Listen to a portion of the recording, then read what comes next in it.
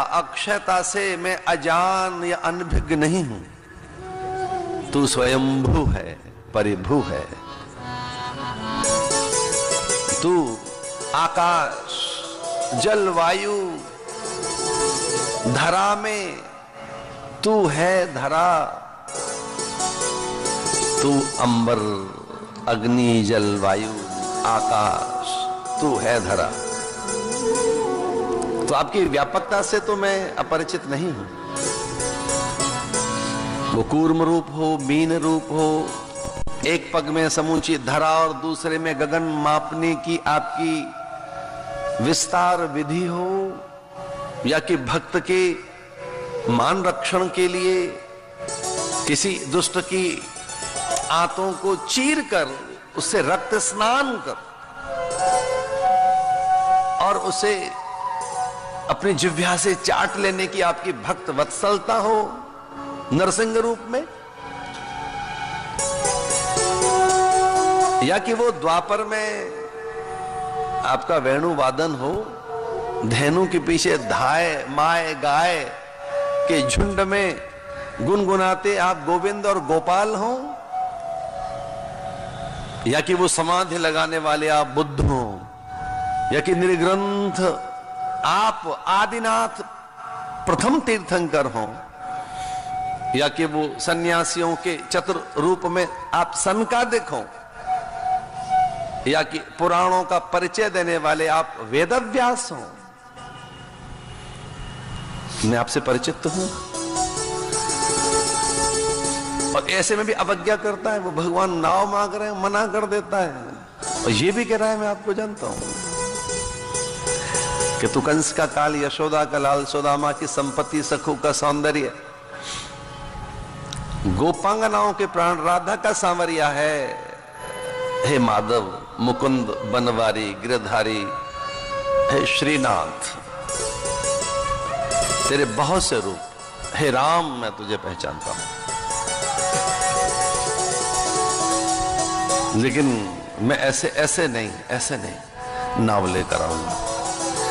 तो भगवान ने पूछा कैसे लेकर आएगा? बोले पहले कुल तारना चाहता हूं, पूरा कुल मेरा तर जाए। ये जो मेरा कुटुंब है, मेरे परिजन पुरजन, बंधु बांधव, पहले ये पार उतरे। एक बड़ी अद्भुत बात हमारी संस्कृति में है, वह पग पखारने की, वह चरण छूने की।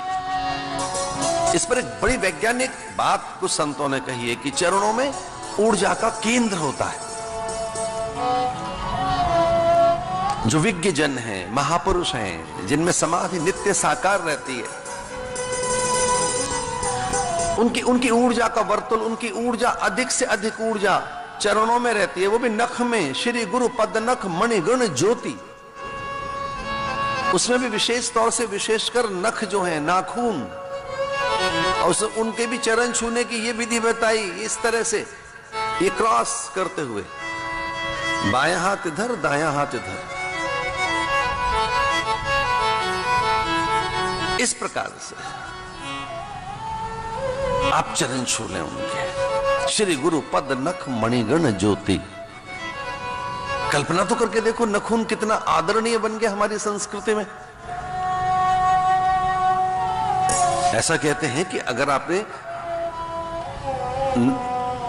नखून काटे हैं तो शौचाचार कहता है स्नान कीजिए।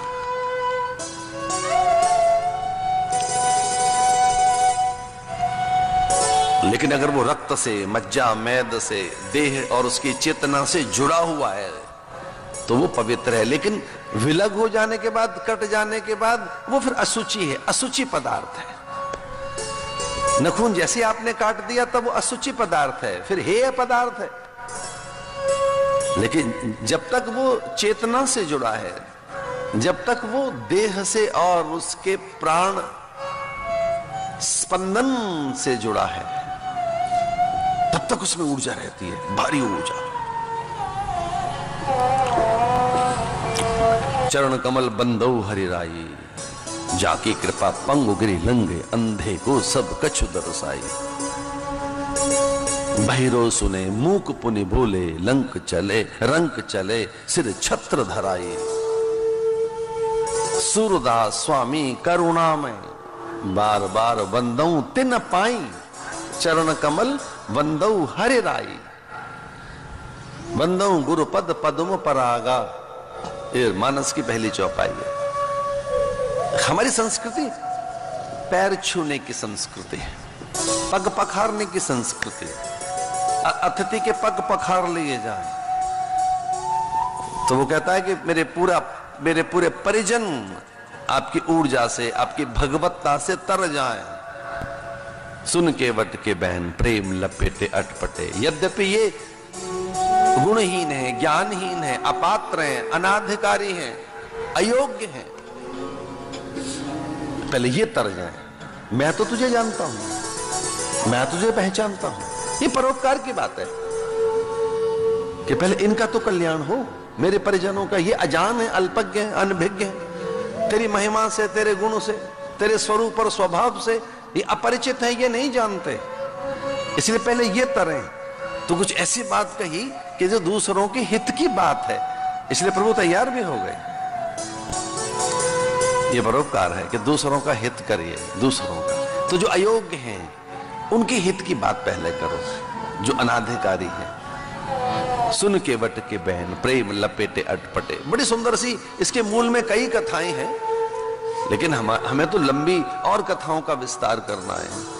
इसलिए उन्हें पार उतार कर फिर प्रभु को पार उतारा है उसने। उसमें भी लक्ष्मण बार बार कहते हैं कि भैया तू किनारे पर लाकर फिर बीच में ले आता है नाव को। लक्ष्मण को लगा कि बस अब आई किनारे पर नाव, लेकिन फिर बीच में ले आता है वो।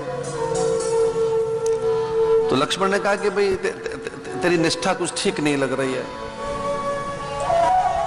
तेरी नियत में खोट है। किनारे पर आती है नाव, बीच में ले आता है, जबकि न पवन का वेग है, न जल में अधिक ज्वार है, न कोई प्रतिकूल और जल का कोई प्रभाव है। मंथर जल है, शांत जल है, नदिया में कोई वेग नहीं। तू भी बड़ा चतुर है, अनुभवी है, निकट लाकर फिर बीच में क्यों ले आता है? तो उसने कहा ये तो इनसे ही सीखा है हमने। ये भी सीधे सीधे पार कहां उतारते हैं? जब पार उतरने लगे आदमी फिर ले आते हैं बीच में उसे। यह संसारे खलु दुस्तारे कृपया वारे पाए मुरारे। कुछ भक्ति की बातें बड़ी सुंदर लगती हैं कि ये भी पूरा पूरा कहां पार उतारता है। ये तो इनसे ही सीखा है हमने, सब कुछ इनसे सीखा है। ये भी पार ऐसे सीधे सीधे नहीं उतारते। यह संसारे खलु दुस्तारे कृपया वारे पाए मुरारे। भगवान शंकराचार्य जैसे मानो पुष्टि करते हो केवट की, पुनरपि जन्मम पुनरपि मरणम पुनरपि जननी जठरे शयनम। पुनरपि जननम पुनरपि मरणम पुनरपि जननी जठरे शयनम।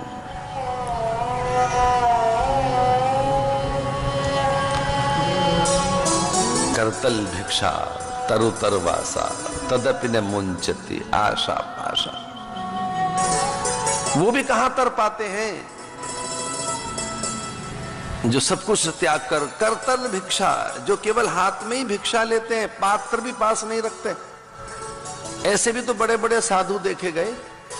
करतल भिक्षा, जो कहते हैं पात्र ही नहीं रखेंगे, जब सब कुछ त्याग दिया है तो हाथ ही पात्र है।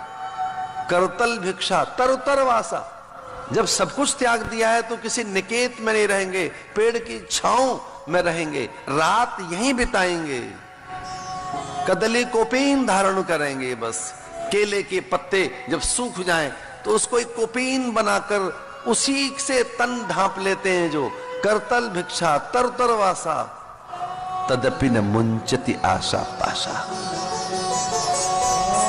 उनके मन में भी कोई एक आशा बलवती हो जाती है, उनके भीतर भी कोई कामना पैदा हो जाती है। ये ऐसा है, इसका मायावी रूप, इसलिए मैं पार नहीं उतारूंगा। इसी की प्रकृति से समझा रहा हूं। तदपि न मुंचति आशा पाशा।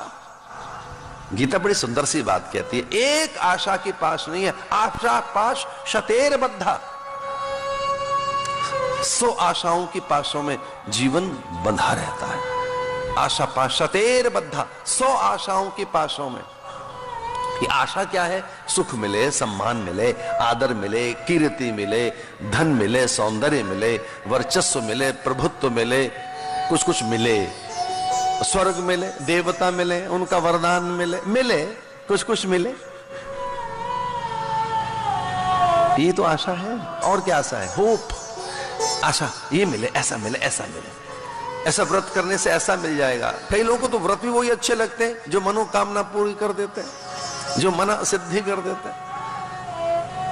ऐसे बहुत कम व्रत करते हैं लोग जिससे चरित्र की, अनैतिकता की, शील और सदाचार की सिद्धि हो। उन्हें ढूंढते रहते हैं किताबों में कि जिनसे मनोकामनाओं की पूर्ति होगी। वो वर के पलटते रहेंगे और उसमें कहीं ये लिखा हो कि इससे कुछ नहीं मिलेगा, इससे तो आपको सत्य की उपलब्धि होगी, नैतिकता सिद्ध हो जाएगी, आपका चरित्र उन्नत हो जाएगा, आपके विचार पवित्र हो जाएंगे, चेतना आपकी नित्य आनंदित रहेगी। तो वो वर का पलटकर दूसरे पन्ने पे चलते हैं। ये छोड़ो, कोई बात नहीं, दूसरा व्रत ढूंढते हैं, कुछ मिले। करतल भिक्षा तरुतर वासा तदपि न मुंचति आशा पाशा आशा पाशतेर्बद्धा पुनरपि जन्मं पुनरपि मरणं पुनरपि जननी जठरे शयनम एह संसारे खलु दुस्तारे कृपया वारे पाए मोरारे। नदी में उनको ऐसे घुमाता रहा नाव से। फिर लक्ष्मण ने उससे कहा, भैया देख हमें देरी हो रही है, प्रभु को ये अच्छा नहीं लग रहा है। और जब भगवान ने संकेत किया कि बस अब उतार दे, तो नदी के किनारे भी ले आया।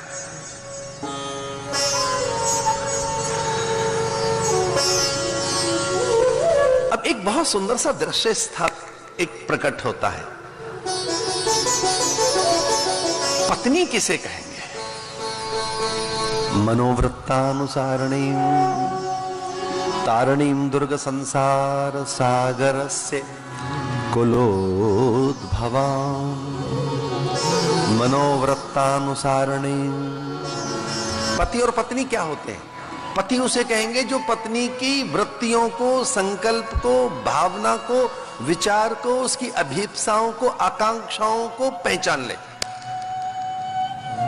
पत्नी के भीतर में कौन सी अभीप्साएं हैं, उसमें क्या अभिलषित है, क्या आकांक्षित है, लक्षित क्या है। जो अपनी पत्नी के स्वप्नों से भी परिचित है वही तो सच्चा पति है। और पति के भीतर क्या चल रहा है, पति के भीतर में क्या है, उसकी कौन सी कामना है। तो जो पति की वृत्तियों को, पति के अंतःकरण को पहचानती है, जो पति की सकल चेष्टाओं से परिचित है, वो सच्ची पत्नी। और एक निवेदन मैं करना चाहता हूं कि पति और पत्नी दो तन होते हैं, ये सच है। दो देह हैं, मन एक होता है। पति और पत्नी में मन की एकता होती है, मन बिल्कुल एक हो जाता है। मन एक ऐसी चीज है इसमें दो नहीं रह सकते। जहां एक मन हो गया, एक बुद्धि हो गई, एक चित्त हो गया है और एक आत्मा, जब इतनी एकात्मता हो जाए कि मन के धरातल पर हम एक हैं, बुद्धि के धरातल पर एक हैं, हमारी रुचियां एक जैसी हैं, प्रवृत्तियां एक जैसी हैं, चेष्टाएं एक जैसी हैं, प्रतिक्रियाएं एक जैसी हैं, स्वप्न एक जैसे हैं, हमारा जीवन एक जैसा है। और ये गुरु शिष्य में ऐसी एक एकात्मता होती है, उभय रूप में वो एक सत्ता हो जाती है। सच मानिए, वो इस ढंग से आराधना करता है अपने गुरु की शिष्य, और गुरु भी इस ढंग से शिष्य के साथ एकीकृत होता है कि उभय रूप में एक सत्ता हो जाती है। पर ऐसा होता तब है जब बीच में दो घटक और जुड़ जाएं, एक तो भगवान और दूसरी भक्ति। भक्ति भगत भगवंत गुरु चतुर नाम बपु एक, इनके सुमिरन किए नासई विघ्न अनेक।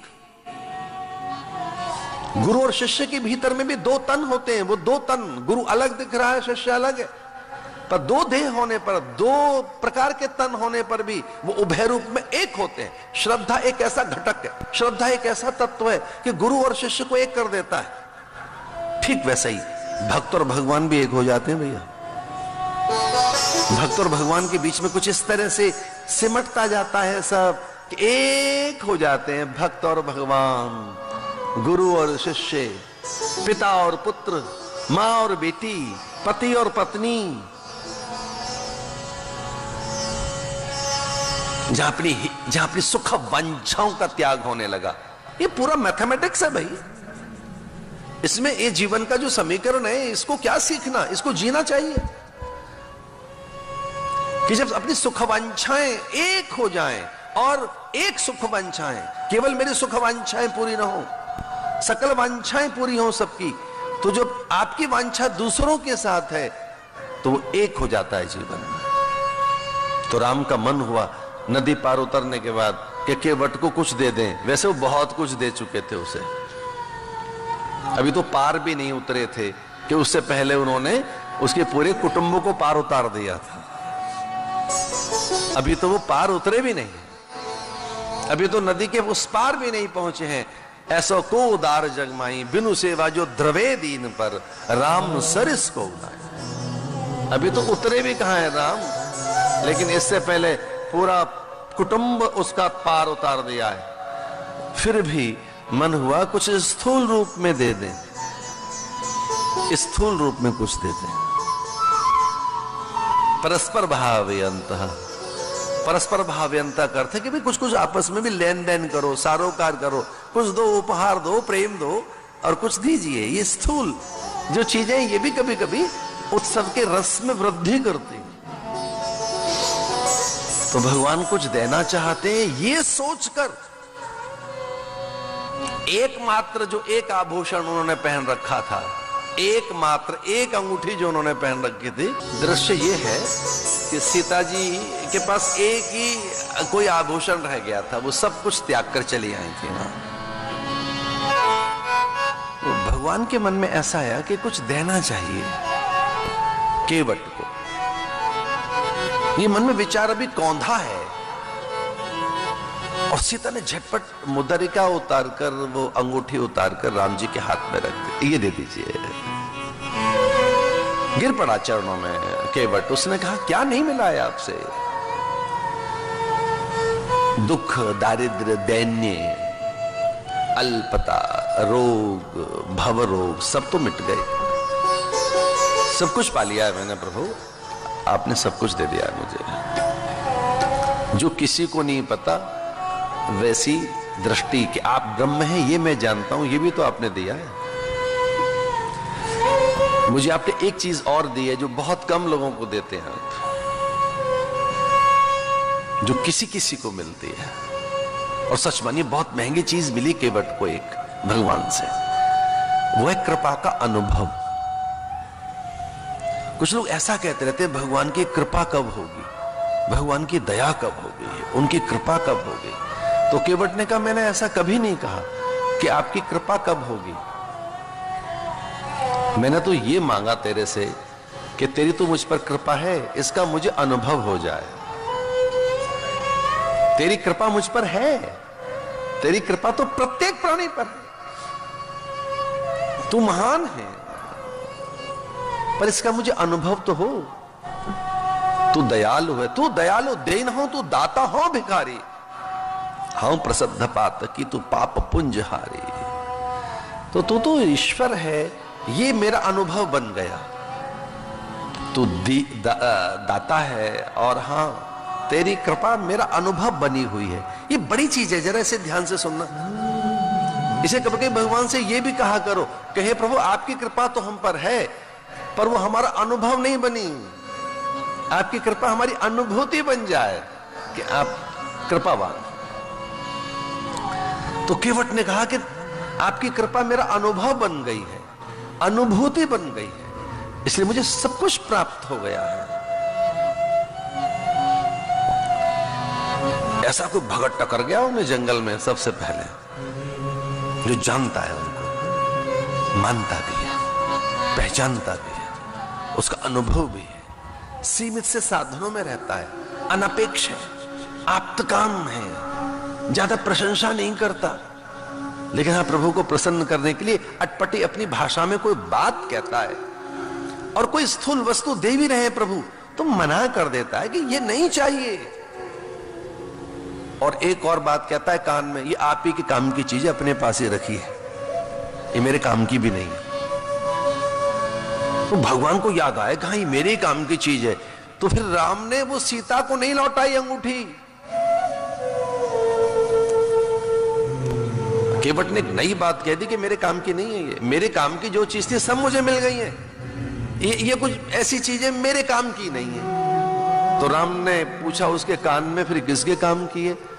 बोले आप ही के काम की है, और एक ऐसा मौका आएगा जब इसे निकाल कर आप हनुमान को देंगे, रख लीजिए, आपके काम की है। ये आपके काम की चीजें मेरे काम की नहीं है। तो बहुत ज्यादा चीजें भी मिले परमात्मा से तो मना कर दोगे, अभी बहुत ज्यादा हमारे काम की नहीं है, कहीं और दीजिए इसको, हमें बहुत दे दिया आपने। ये कोई बहुत सामान्य प्रसंग नहीं है, बहुत महंगा प्रसंग है कि वो प्रभु से कहता है मेरे काम की नहीं है, ये अपने पास रखिए। और थोड़ा चतुर भी है, वो बहुत अधिक भावी को या भविष्य को उगाड़ना भी जानता है। तो उसने ये तक कह दिया कि जब अगली बार लौट के आओगे और हां लौट के आने पर कुछ देना चाहोगे तो मैं ले भी लूंगा, ऐसा भी मैं ना नहीं कहता। फिर प्रसाद रूप में जो कुछ मुझे आप लौट कर आने पर देंगे वो मैं ले भी लूंगा, ऐसा भी नहीं है कि मैं कुछ नहीं लूंगा। लेकिन लौट कर आने के बाद यहीं से जब आप लौट कर वापस जाएंगे अयोध्या, लेकिन ये अंगूठी आप रखिए प्रभु। और धन्य है भगवान कि वो कैसे उन्होंने वो छुपा के रखी होगी 14 साल, वो फिर लौटा ही नहीं उन्होंने सीता को, क्योंकि एक बार त्याग दिया उन्होंने, एक त्याग दिया सीता ने किसी वस्तु को। वो जानते थे कि ये दी जा चुकी है, ये किसी भक्त के निमित्त है, अथवा ये किसी बड़े कार्य की सिद्धि के लिए, अथवा ये कोई ऐसी चीज है कि जब सीता ने दे दी है तो मैं इसे रख लेता हूं। और राम जी ने वो अंगूठी संभाल कर रख ली, उसका तिरस्कार नहीं किया, उसे फेंक नहीं दिया। वही अंगूठी तो थी जिसके लिए तुलसी बाबा लिखते हैं, प्रभु मुद्रिका मैल मुख माही, जलद लांग गए अचरज नाही। प्रभु मुद्रिका मैल मुख माही, हनुमान उसे मुंह में रखकर लेकर गए कि राम जी ने इतने दिनों तक इसे छुपा के रखा, अपने पास काम की चीज है ये। प्रभु मुद्रिका मैल मुख माही, जलद लांग गए अचरज नाही। पार उतर कर जंगल में राम, निषाद का आना, कुल भील किरात वनवासियों का, उनके द्वारा राम का सम्मान उनके पास है क्या? छोटी छोटी वस्तुएं हैं जिन्होंने आभूषणों के नाम पर पत्र पहने हुए हैं। वो भीलनिया, कोल, किरात, वनवासी, वनबंधु, पत्र उन्होंने पहन रखे हैं, फूल लटका रखे हैं, कपोत के पंख जिनके माथे पर लगे हुए हैं, किसी ने मयूर पंख लगा रखा है।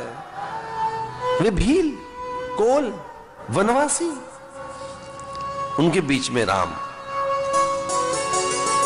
भरद्वाज आदि से मिलकर और वो पहुंचे वाल्मीकि के आश्रम में कि जीवन कैसे जिए, यहां रहें कैसे, इसके लिए गुरुजनों से पूछो, संकोच मत करो उनसे। जीवन का कैसे आरंभ करें, हमारी भोर कैसी हो, दोपहर कैसी हो, सांझ कैसी हो, रात कैसी हो, कुछ विशेष पर्व कैसे हो, परंपराओं को कैसे निभाएं, बड़ा उत्सव हो तो उसका सृजन कैसे करें। अच्छी बात है, कोई बहुत बड़ा उत्सव है, कोई इवेंट है तो इवेंट मैनेजर रखें, और भले ही वो फिर बहुत ही बड़ा कोई एक घर में उत्सव है तो बड़ा आयोजन करें, पर थोड़ा मुहूर्त आदि पर, काल पर तो विचार कर लें।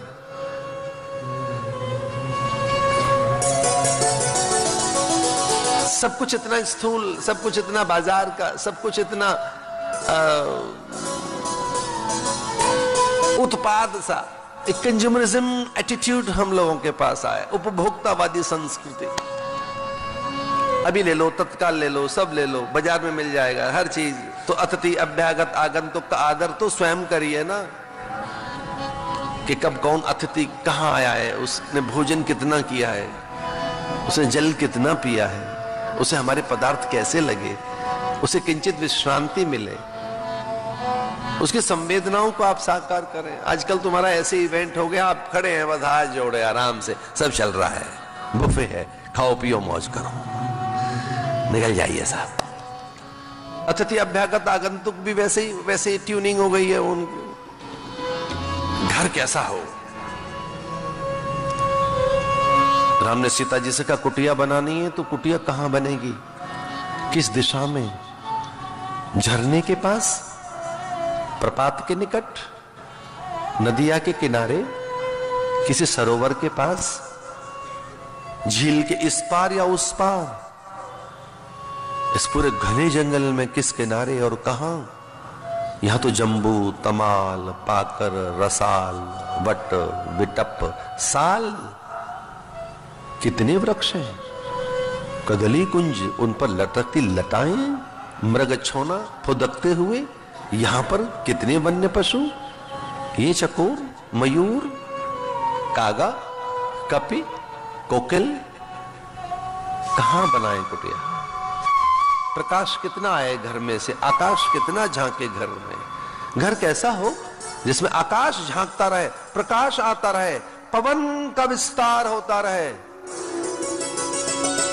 घर ऐसा होना चाहिए जिसमें से आकाश को झांकने के लिए पूरा पूरा अवसर मिले, पूरा आकाश देख सके, वहां प्रकाश आ सके, वहां पवन विहार कर सके, गवाक्ष हो, दूसरों के लिए विशालता हो।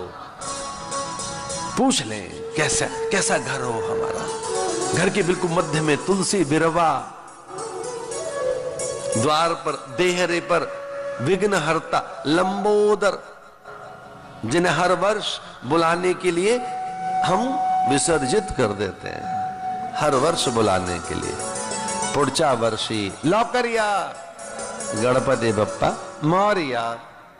विदा तो कर रहे हैं पर अगली बार जल्दी आना। आने वाले वर्ष में लौकरिया, लौकर जल्दी करना, देर मत कर देना। तो द्वार पर गणपति। घर पता है कैसा हो, ये याद रखो। पवन, प्रकाश, आकाश, निहारिकाएं, नक्षत्र, तारिकाएं, चंद्र, सूर्य सब झांक झांक कर देखें आपके घर में। आंगन ऐसा हो जैसे तुलसी हो। अतिथि अभ्यागत के लिए आदर हो, वृद्धों के लिए सत्कार हो, छोटों के लिए स्नेह हो, अपनी व्यय वालों के लिए प्रणयन हो, मैत्री हो, घर में प्रीति हो। और एक शब्द आपकी जिह्वा पर कभी ना आए कि कमी आ गई है, कम हो गया है, आटा कम पड़ गया है, खत्म हो गया, अब चीजें नहीं रही। ये मत बोलिए कभी नहीं। आपकी जिह्वा पर यह शब्द ना आए। भूख लग रही है, बहुत प्यास लग रही है। तितिक्षु साधक ऐसी बातें कभी नहीं कहता। इसे पुण्य क्षीण होते हैं। बहुत भूख लग रही है, बड़ी भूख लग रही है। बल्कि ये कहो कोई प्रसादी मिले तो अच्छा लगेगा, थोड़ा प्रसाद मिल जाएगा, बड़ा आनंद हो जाएगा। वो प्रसाद में थोड़ा जल मिल जाए, फल मिल जाए, अन्न मिल जाए, जो कुछ रखा है और जो सामने आ गया है वो प्रसाद है, वो प्रारब्ध है, वो आज का मेरा प्रारब्ध है। तो उसमें निंदा ना हो, न्यूनता ना हो, अल्पता ना हो, टिप्पणी ना हो, उस पर तर्क ना हो। घर ऐसा होना चाहिए। अब यहां 14 साल जंगल में रहेंगे तो कैसे रहेंगे? जंगल में तो आगे रहें कैसे?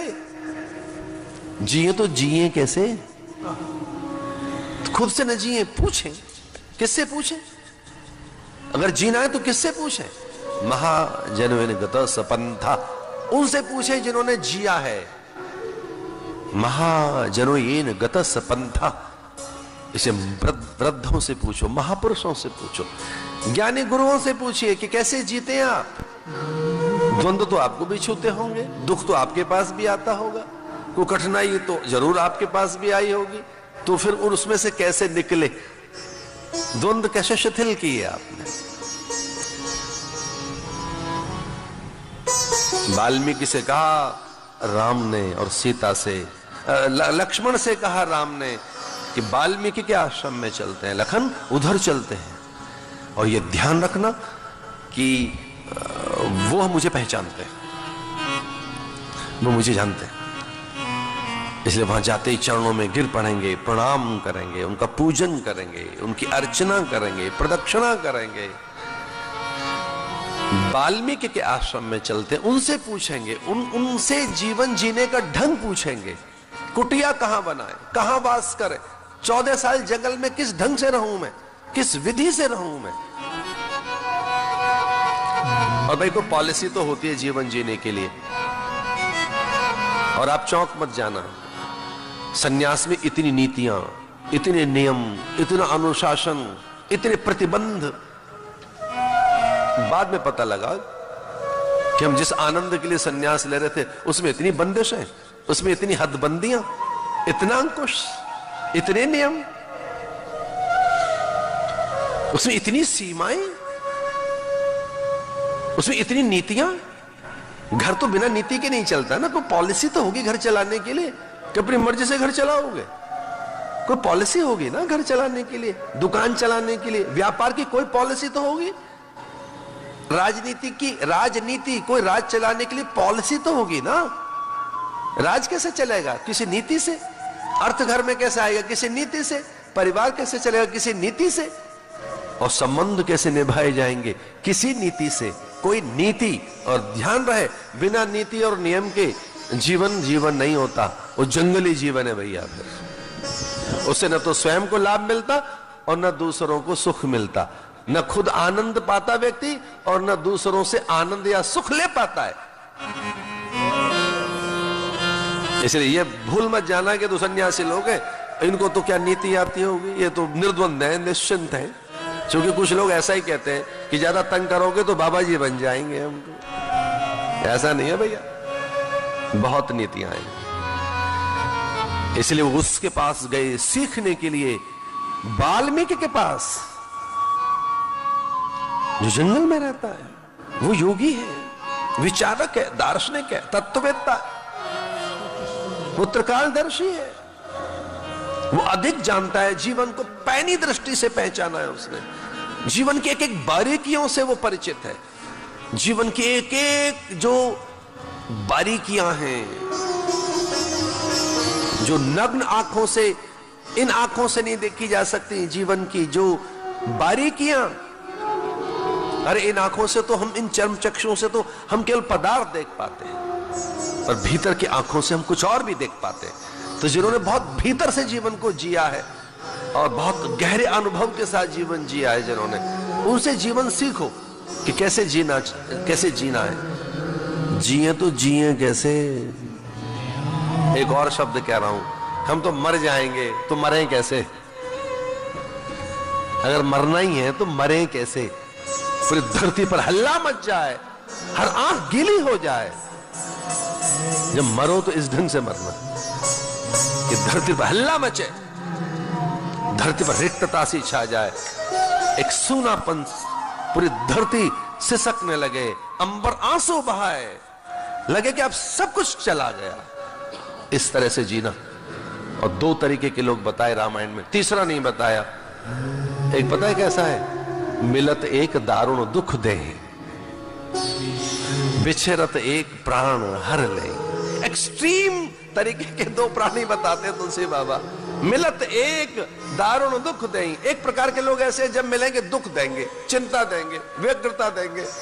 जब आएंगे अपनी समस्या शेयर करेंगे, प्रॉब्लम है, बहुत प्रॉब्लम है, बहुत प्रॉब्लम है।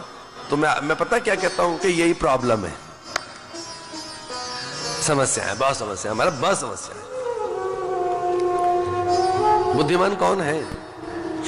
बुद्धिमान उसे कहेंगे जिसने अपनी समस्या का समाधान कर लिया है। इस धरती पर उसी को बुद्धिमान कहा गया कि जिसने अपनी समस्याओं की जड़ खोद डाली है। लेकिन आपने डायरी में जाकर आज आओ ऐसा पालताने कि आंधी ऊर्जा बने। कुछ लोग कहते हैं हम तो पार उतर नहीं पाए। क्यों नहीं पार उतर पाए? हमारा प्रतिकूल पवन चल रही थी, हम जैसे जैसे चलाते गाड़ी, खेते, हम जैसे जैसे चलाते नाव, जीवन की नाव, वो और धकेलती हवा। उसके लिए जो मरीन एक जो सामुद्रिक ज्ञान रखने वाले जो लोग हैं, मरीन इंजीनियरिंग, मेडिटेरियन कंट्रीज में बहुत वो लोग होते हैं। मैं एक बार वहां 2-3 साल पहले गया, 650 लोगों को लेकर वहां यूरोपियन क्रूज में कहीं कथा थी, तो वहां को मेडिटेरियन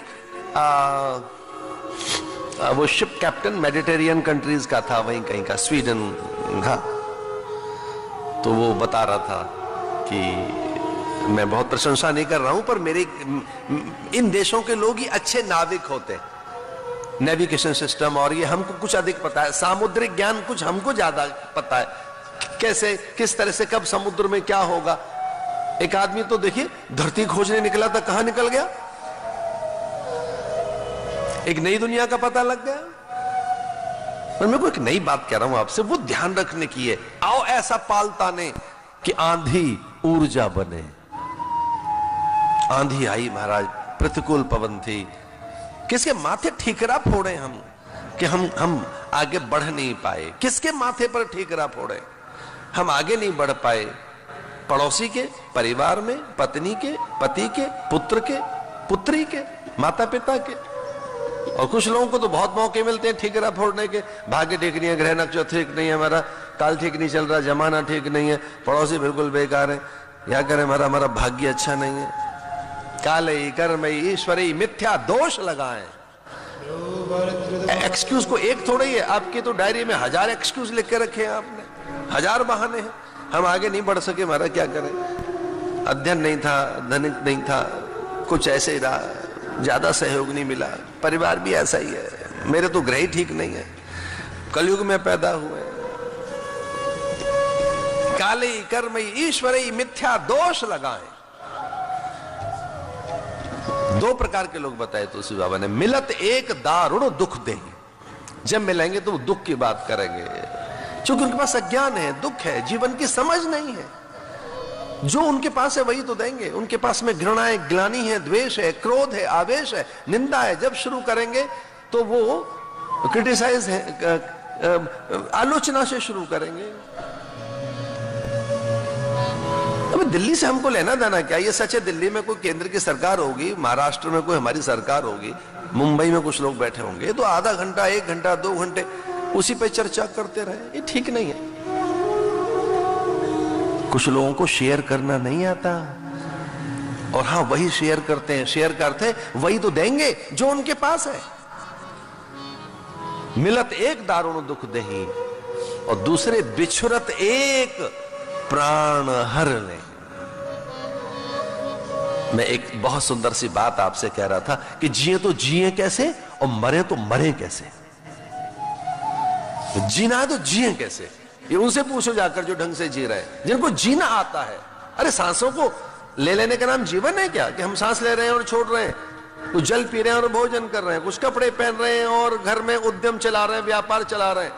हाँ भाई बड़ी बात है ये, पर कुछ और ढंग से जियो, एक रस के साथ, आनंद के साथ, सुगंध के साथ, माधुर्य के साथ, मुग्धता के साथ, मोद प्रमोद के साथ, आह्लाद और उल्लास के साथ। एक थोड़ी सी ऊंची सी बात और कह दूं, उत्सव जैसा जियो,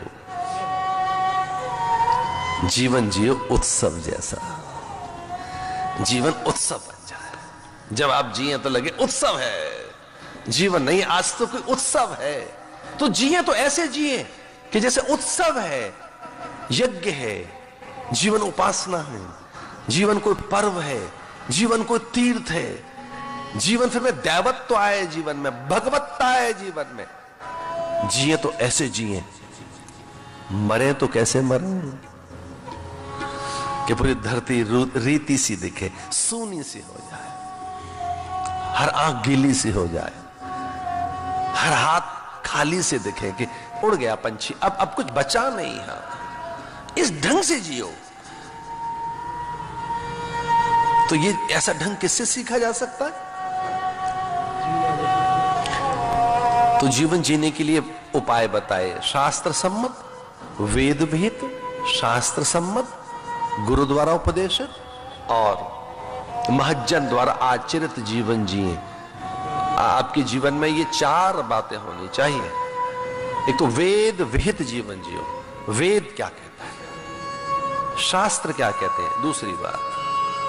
तीसरा, महज्जन द्वारा आचरित मार्ग पर चलिए, जिधर से निकल गए महापुरुष, जिधर से हमारे बुजुर्ग गए हैं, हमारे पूर्वज गए, उस ढंग से जियो। और चौथा, गुरु द्वारा उपदेशित, जो वर्तमान में बुद्धिमान, सुजान, ज्ञानी है, वो क्या कहते हैं उसके हिसाब से जियो। सीता जी से कहा राम ने और लक्ष्मण से कि चलो वाल्मीकि आश्रम में चलते हैं और उनसे पूछेंगे कि 14 साल कैसे जंगल में रहे, कहां रहे, कैसे कुटिया बनाए, किस दिशा में कुटिया का मुंह हो। और जैसे ही वो वाल्मीकि के आश्रम में गए, वाल्मीकि ने बड़ा आदर किया। बहुत देर तक वाल्मीकि कहते रहे कि तू ब्रह्म है, तू ईश्वर है, तू ही एक सनातन सत्य है। मेरी कुटिया पवित्र हो गई, आपको पाकर मैं धन्य हो गया। आप जब नहीं थे तब भी मैं आपको जानता था, अब कल क्या होगा ये भी मैं पहचानता हूं। 14 बरस के बाद का कौन सा दिन होगा वो मैं जानता हूं, वो सब लिख दिया है मैंने, मैं पहचानता हूं आज को, कल को, आने वाले कल को। फिर भी वो प्रणाम करने लगे कि 3 काल पहचानने वाला मेरा मन आपको प्रणाम करता है। राम मुनिकुम राम दंडवत कीना आशीर्वाद विप्रवरदे। लेकिन राम तो कहते भाई मैं तो मनुष्य हूं, लीला करने आया हूं, तेरे आशीष से वंचित नहीं रहूंगा। राम जी गिर पड़े उनके चरणों में। राम ने कहा आप गुरु हैं, संत हैं, मुनि हैं, हे विप्र मुझे आशीष दे कि मेरा ये 14 बरस का जीना फलीभूत हो सके। हे विप्र, हे ज्ञानी पुरुष मुझे आशीष दे कि ये 14 बरस में जो जीऊं कैसे जीऊं, और हाँ मैं रहूं कहां। राम जी कहते मैं कहां रहूं और कैसे रहूं। वाल्मीकि कहते हैं कि आप कहां नहीं हैं, जहां मैं बताऊं कौन सी ऐसी जगह जहां आप नहीं हैं। हर कोने कोने में है, आप सर्वज्ञ हैं, सनातन हैं, समीचीन हैं, प्रत्येक संदर्भ में नूतन और सामायिक हैं। ईसावास इदम सर्वम यत् किंचित जगत्याम जगत। एक भी कण ऐसा नहीं है जहां आप विद्यमान नहीं हैं। अणु में, परमाणु में, पवन प्रकाश आकाश में, वस्तु दृश्य घटना पदार्थों में, हर सांस सांस में तू ही तो है प्राण, अन्न में रस तू है, सूर्य चंद्र तू है, धरा की गंध तू है। इसलिए हे राम मैं कहां बताऊं कि वहां रहिए, पहले तो ये बताओ आप कहां नहीं हैं। जो परोपकारी है, परमार्थी है, पुरुषार्थी है, शौर्य और धैर्य जिनके पास है, जो हर पल दूसरों के हित के लिए अपना सर्वस्व आहूत करते रहते हैं, उनके मन बुद्धि चित्त चेतना में जाके बसिए, आप वहीं रहिए, वो बहुत अच्छी जगह होगी आपके लिए। हाथ जोड़कर राम ने कहा कि बस करो, मैं और ये लखन और जानकी कुटिया बना के कहां रहे। यतियों का झुंड, सन्यासियों का समूह, साधकों का समुदाय, ब्रह्मज्ञानियों की गिरि गुहाएं, अत्रि अनसुईया जहां है। बहुत से महात्माओं को जब ये भनक लग गई कि राम का अवतार होगा, वो 14 बरस के लिए वन गमन करेंगे, तो कुछ ऋषि मुनि पहले ही जाके बस गए। कुछ लोग बड़े चतुर होते हैं कि यहां से हाईवे निकलेगा और यहां बड़ी बड़ी फिर बिल्डिंग्स खड़ी होंगी, यहां प्लॉट लेना ठीक है, पहले से वो इन्वेस्ट कर देते हैं। रामकृष्ण परमहंस की अजीब बात, टाका माटी, माटी टाका, टाका माटी, माटी टाका। अजीब बात महात्माओं के, महात्मा तो ठीक कहते हैं पर दूसरे लोग नया अर्थ निकालते हैं उसका। रामकृष्ण परमहंस ने कहा कि जो ये जो टका है ना, ये माटी है। टका माने पैसा, टका माटी, माटी टका। ये जो पैसा है मिट्टी है, मिट्टी ही पैसा है, सब कुछ यही है।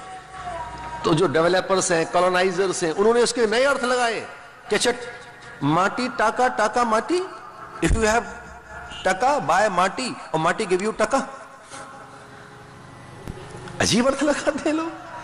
कैसे आपके पास में टका है तो क्या ले लो, माटी ले लो, जमीन ले लो, फिर जमीन क्या दे देगी आपको, पैसा, फिर जमीन ले लो, फिर देगी पैसा, फिर जमीन ले लो, फिर देगी पैसा। एक कोई मुझे बता रहे थे कि स्वामी जी हम तो महात्माओं के भी उपदेश में से ऐसे ही अर्थ निकालते हैं। रामकृष्ण परमहंस कहते हैं कि भाई पैसा मिट्टी है, वैसा ही मिट्टी है। तो वो कहते हैं अगर पैसा है तो मिट्टी ले लो, जमीन ले लो, और फिर वो जमीन दे देगी, फिर पैसा। मुझे महाराज अखंडानंद जी याद आते हैं, बड़े अद्भुत महात्मा थे स्वामी अखंडानंद जी महाराज। वो भी ऐसा ही कुछ कहते थे कि कथा में सुनने वाला व्यक्ति अपने अपने तरीके से अर्थ निकालता है। आप कितने प्रयत्न कर लो, सिद्धांत बोलो, दृष्टांत बोलो, कथानक बोलो, आख्यान बोलो, उपाख्यान बोलो, आप अपने व्याख्यान में कोई रूपक रखो, कोई अलंकार लगाएं, अलग ढंग से उसके अर्थ बताएं, पर श्रोता अपने तरीके से सुनता है, उसे अपने तरीके से कोई अर्थ लगाने होते हैं। तो एक मैंने भी अर्थ लगाया चित्रकूट का, जहां सारे चित्रकूट जाएं, जहां विचित्रताएं खो जाएं, विलक्षणताएं खो जाएं, विस्मय चला जाए, कुतूहल चला जाए, सांसारिक आकर्षण खो जाए, वो जगह चित्रकूट है। इसलिए हे राम, आप चित्रकूट में वास करें। और 14 साल में 12 साल राम चित्रकूट रहे।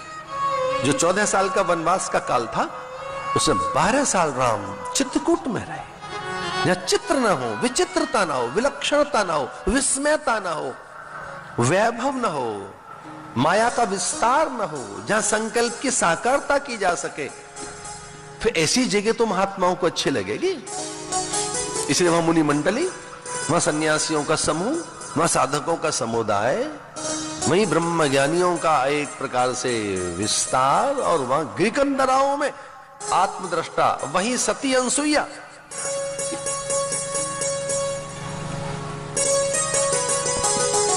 इसलिए आपके जीवन में कुछ विद्वान भी रहने चाहिए, सत्पुरुष भी रहे, समय समय पर उनसे पूछते रहे जीवन का लाभ किसमें, शुभता कहां है, सिद्धि कहां है, सार्थकता कहां है। वो प्रामाणिक ढंग से आपको बता सकेंगे, वो शायद अधिक ऑथेंटिकेट बात होगी, वो अधिक प्रामाणिक बात होगी। तो जहां प्रामाणिकता हो, वो वहां सिद्धि की संभावनाएं प्रचंड होती है। जो चीज प्रामाणिक नहीं है, अप्रमाण है, जिसका प्रमाण ही नहीं कोई, तो उस नए प्रयोग में कई बार सफलता नहीं भी मिल सकती। और जो बहुत बार प्रयोग किए गए, तो जो ट्रस्टवर्दी जो एक्सपेरिमेंट हैं वो करिए, जो पहले किए जा चुके, जिनसे कुछ लाभ मिला है। महाजनों ये गत सपन था, तो किधर से निकले, जिधर से महापुरुष गए हैं, जिधर से महापुरुष कुछ कह रहे हैं, तो वाल्मीकि ने कहा यहां बस जाइए। और भगवान ने वहां कुटिया बनाई है अपनी, वहीं गुहा, उसी गुफा में वहीं एक छोटी सी कुटीर। और सबसे पहले राम ने जो पहला वृक्ष लगाया वो तुलसी का। राम ने अपनी कुटिया के आंगन में जो पहला वृक्ष लगाया, तुलसी, जम्बू, तमाल, पाकर, रसाल, विटप, निम्र, साल, बिल्वपत्र, धतूर, दूर्वा, इनके बिना कोई जीवन नहीं है। लेकिन पहला वृक्ष तुलसी का, तुलसी प्राणवायु देती है, ऑक्सीजन नहीं। ऑक्सीजन भी बहुत महंगी चीज है, लेकिन ऑक्सीजन से भी कहीं अलग एक चीज है प्राणवायु, जिससे वैचारिक प्रखरता आएगी, आप चिंतन सही कर सकेंगे, निश्चय सही कर सकेंगे, निर्णय सही कर सकेंगे, दृढ़ता जिसमें आएगी, जिसके कारण धातुएं पुष्ट होंगी, निरोगता रहेगी, आपका ओज और आपका तेज स्थिर रहेगा, जिसके कारण बल वृद्धि रहेगी, जिसके कारण मंदता नहीं रहेगी, जिसके कारण द्रव्य आपके विकृत नहीं हो जाएंगे। द्रव्य माने केमिकल इंबैलेंसिंग नहीं होगी, केमिकल्स डिस्टर्ब नहीं होंगे। जो बहुत चिड़चिड़े रहते हैं, अनमने रहते हैं, चिंतित व्यग्र रहते हैं, इसका अर्थ है भाई इनको अवसाद है, कोई डिप्रेशन है, और उसका कारण यह है कि द्रव्य कई बार उनमें असंगति, विकृति आ जाती है। तो तुलसी क्या है? जो जीवन रस है, जीवन द्रव्य है, उसमें संगति बैठाती है। तो तुलसी घर में रखी है। एक पत्र उदर में चला गया, कहीं एक तुलसी का पत्ता सरक कर और आपके पेट में चला गया है, तो वो उदर के विकार शमन कर देगा, प्राणों को स्थिर कर देगा, स्मृति को स्थिर रख देगा, तंत्र का तंत्र आपकी स्वस्थ रहेगी, आप में एक संतुलन रहेगा। जीवन बहुत महंगा है और आज जब इतनी सुविधाएं हमारे आसपास आ गई हो तब तो सच मानिए स्वास्थ्य सबसे बड़ी चीज हो गई है। स्वास्थ्य बड़ी चीज है। तो तुलसी लगाई भगवान राम ने, जम्बू, पाकर, तमाल, रासाल, वट, बहुत से वृक्ष। और गिरिकंदराओं में से निकल कर मुनि मंडली, सन्यासियों का झुंड, जिन्हें बहुत पहले से ही पता था कि यहां राम आएंगे, वे निकल पड़े। मुनियों की मंडली, वो समूह सन्यासियों का, साधकों का झुंड घेर लिया सबने राम को। और अब राम कहां बैठे हैं? मुनियों के झुंड में, सन्यासियों के समूह में, साधकों के समुदाय में, चारों ओर से घेर लिया। उन संत महात्माओं ने जो गैरिक वस्त्र जिन्होंने पहन रखे थे, भगवा बाना, जोगिया बाना, उसमें एक जोगी बने खुद राम बैठे थे। तो जैसे मानो अपनी मंडली में ही बैठे हूं। नारायण से ही तो परंपरा है हम साधुओं की। अस्मदाचार्य पर्यंतम वंदे गुरु परंपराम। अब तक जो हमारे गुरु रहे, अब तक उनमें सबसे पहला कौन है? नारायण। समारंभम, नारायण हमारा पहले गुरु है, नारायण पहले सन्यासी है। हमारे सन्यासियों में जो पहला सन्यासी है वो नारायण और उसे साक्षी शिव। तो जो सन्यास के साक्षी है वो शिव है, यानी वो तो पहले है ही, लेकिन पहला कोई सन्यासी है तो वो नारायण है। पहला कोई साधक, कोई पहला तपस्वी। अस्मदाचार्य परंपरा, अब तक जो हमारी परंपरा है। तो मुनि मंडली में, सन्यासियों के झुंड में, साधकों के समूह में, यतियों के उस भारी समुदाय में, एक वट विटप की छांव में राम बैठे हैं। और वहां ज्ञान सत्र, फिर वहां चर्चा चल रही है ब्रह्म की, जीव की, माया की। धन्य हो गया जीवन मुनियों का, जिसे जपते थे, जिसे ध्याते थे, जिसे भजते थे, जिसकी कल्पना करते थे, योग युक्ति के द्वारा जिसे अपनी समाधि में लाने का प्रयत्न करते थे, वो साकार तो बैठा है। अब आंख मूंदे क्यों? अब किसके लिए आंख मूंदे? सामने बैठा है वो तो। जिसके लिए अभ्यास किए गए वो सुफल सामने है। तुलसीदास जी राम जी को यहीं जंगल में छोड़ देते हैं और फिर से अयोध्या लौटते हैं। ये तुलसी मानसकृत रामायण के अनुसार कथा चल रही है। बस यहां राम जी को उन्होंने छोड़ दिया और अब तुलसी बाबा फिर से अयोध्या लौटते हैं। सुमंत्र की प्रतीक्षा में दशरथ थे। आशा पाश अतेर बद्धा, कई बार आशाएं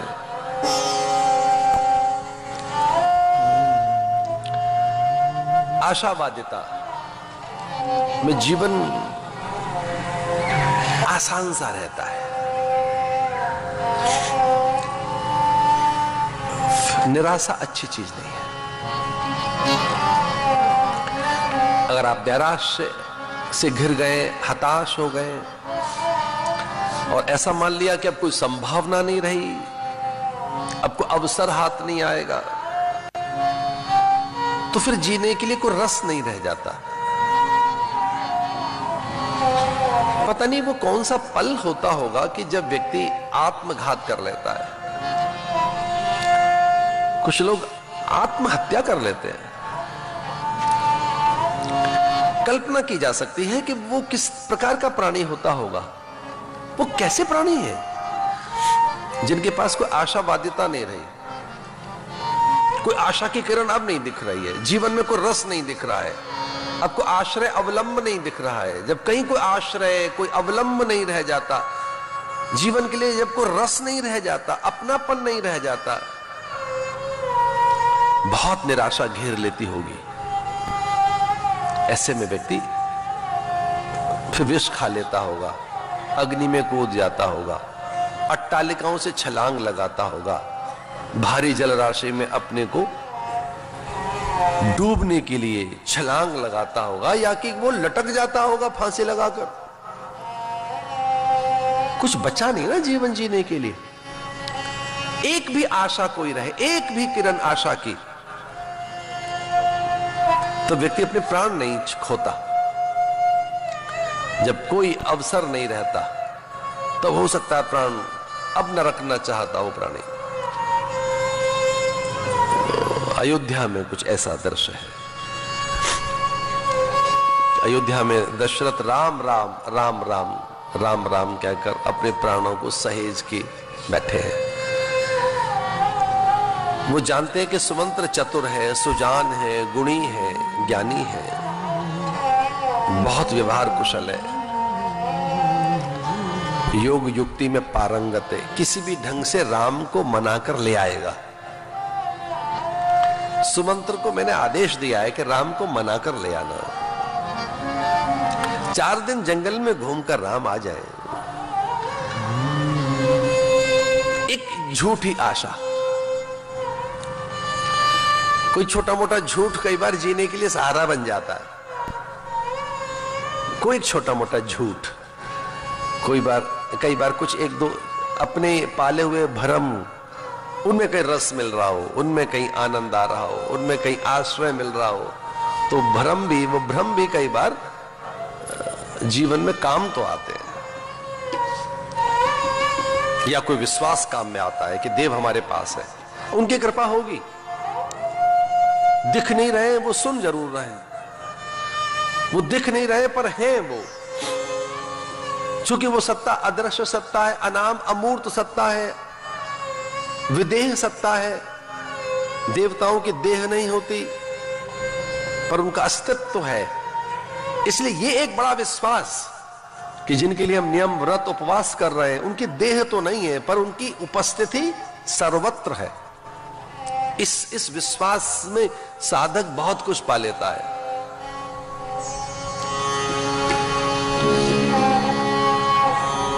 एक बूढ़े मुनि दंपति के प्राण इसलिए चले गए कि उसके पुत्र की किसी ने हत्या कर दी। श्रवण कुमार के माता पिता के प्राण इसलिए चले गए कि वो समाचार सुन नहीं पाए, और वो भी हत्यारा आकर समाचार दे।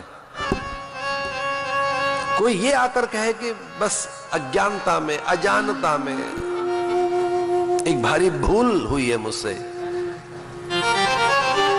और अनजाने में मैंने आपके पुत्र के प्राण ले लिए। एक अपरिचित आहट सुनकर बूढ़े अंधे श्रवण कुमार के माता पिता ने ये अनुमान लगाया कि हमारा बेटा तो हो नहीं सकता। इसके वस्त्रों की सरसराहट, इसकी आहट में ये अनुभव होता है कि किसी रेशमी वस्त्र पहन रखे हैं, किसी ने अनेक आभूषण धारण किए हुए हैं, कोई राजपुरुष है। ये उसकी आहट से ही पता लगा कोई धीर पुरुष है, बड़ा आदमी है। वे अंधे अनुमान लगाते हैं कि जो हमारे निकट आ रहा है वो अपरिचित तो है ही, पर कोई बड़ा व्यक्ति है, पर वो भयभीत भी दिखता है, वो कुछ घबराया हुआ सा है, कुछ ऐसा लगता है कि जैसे वो अपराधी सा हो। उसकी आने की आहट में ये संकेत मिल रहे हैं कि अपराधी है कोई व्यक्ति, बड़ा भयभीत है कोई व्यक्ति, पर व्यक्ति बड़ा है। सामान्य प्राणी कोई हमारे निकट नहीं आ रहा है।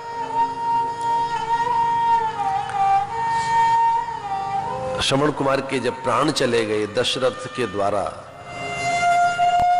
तो मरते हुए श्रवण कुमार ने कहा था मेरे माता पिता बहुत प्यासे हैं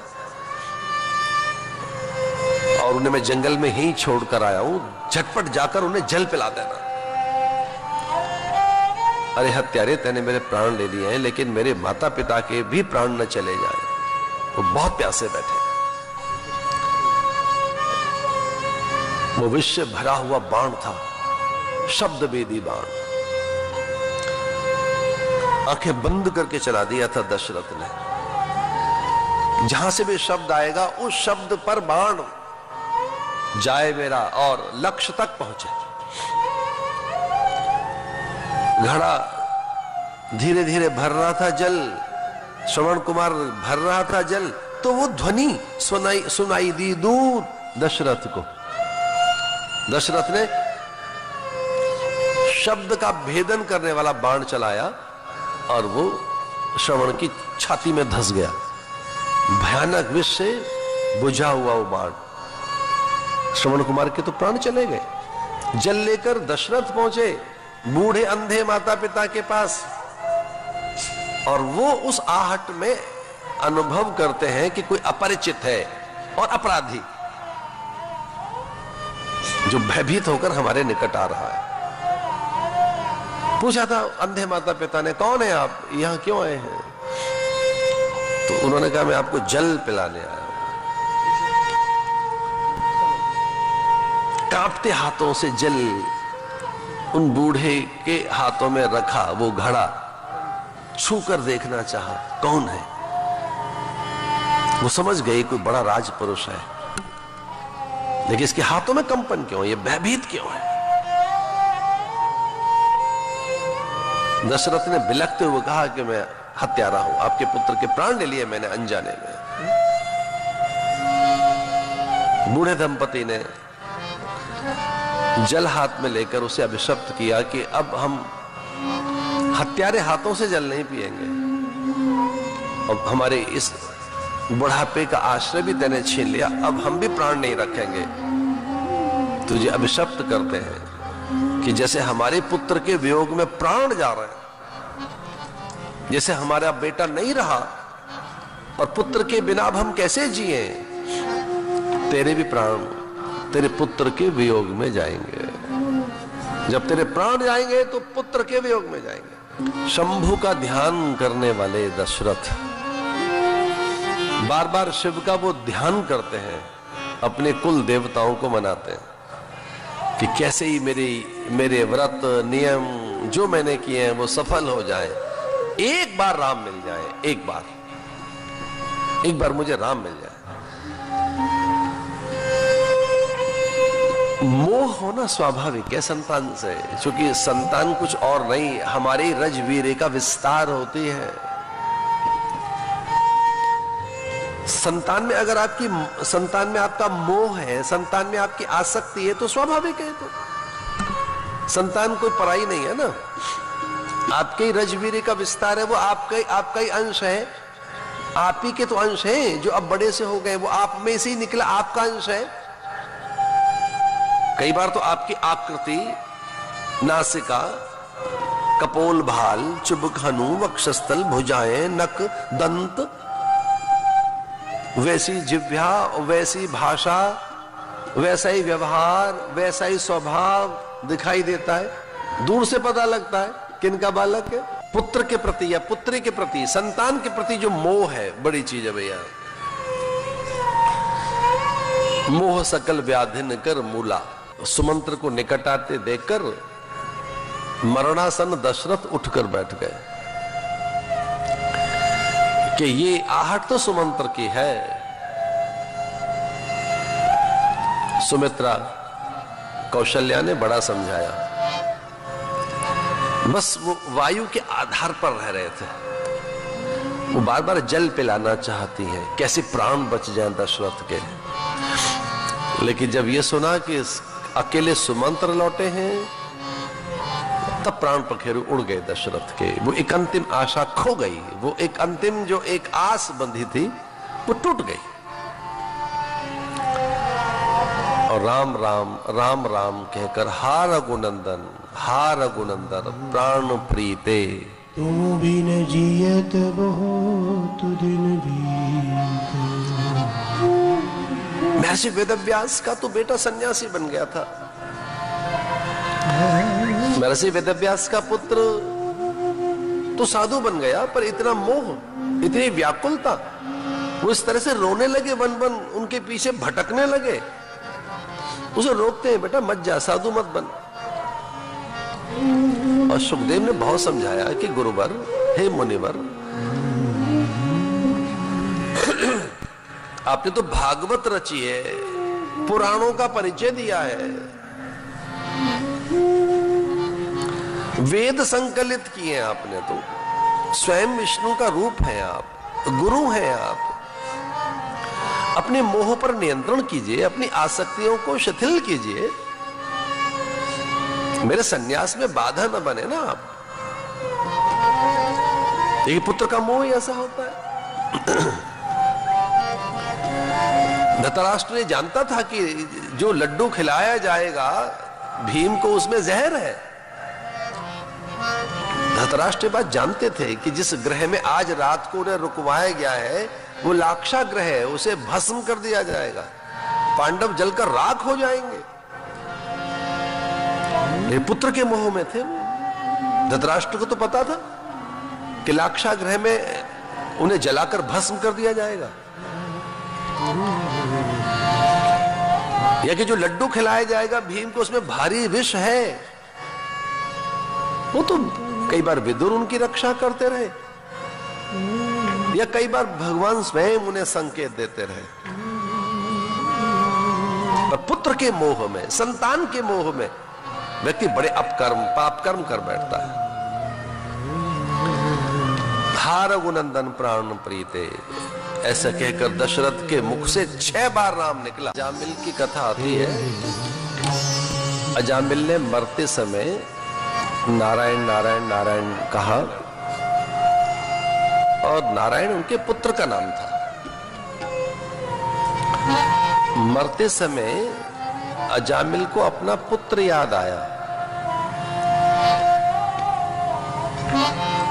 लेकिन उसे अनुभव हुआ कि मैं मरते समय पुत्र को क्यों याद करूं। तो मरते समय नाम तो अपने बेटे का ले रहा था, लेकिन ध्यान किया उसने भगवान का। शंख चक्र गदा पद्म मीन आकृति के कुंडल, शेषशायी जगन निवास भगवान श्री हरि, उनका ध्यान करके मैं मुक्त हुआ, वो परम धाम को पहुंचा। तद्धाम परमम मम, भगवान के धाम में। बेटे का नाम लिया नारायण, लेकिन नारायण कहते ही उसकी चेतना ईश्वर में चली गई, और वो विचार करने लगा कि मरते समय बेटे का नाम क्यों लूं मैं, जब नाम ही लेना है तो भगवान का नाम लूं। यद्यपि उसके पुत्र का नाम नारायण था, और ध्यान भी वो बेटे का ही कर रहा था, लेकिन नारायण नारायण नारायण कहते ही उसका पूर्व का मंत्र चैतन्य हो गया। ओम नमो नारायण इति ख्यात तारक मंत्र, ये तारक मंत्र है, नारायण मंत्र।